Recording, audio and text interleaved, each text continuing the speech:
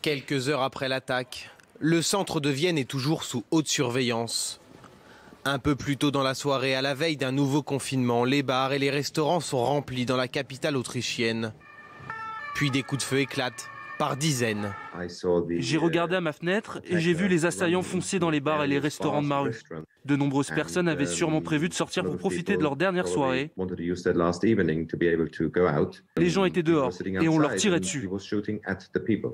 Le drame se déroule dans le cœur de la ville, à proximité de la synagogue et de l'opéra. 6 lieux sont visés selon la police locale. 2 personnes sont tuées, de nombreux autres blessés, dont 7 dans un état grave. L'un des assaillants est lui abattu par les forces de l'ordre. C'est une attaque terroriste. Dieu merci, l'Autriche avait été épargnée pendant longtemps. Notre police a réussi à éliminer un terroriste lourdement armé d'un fusil d'assaut automatique.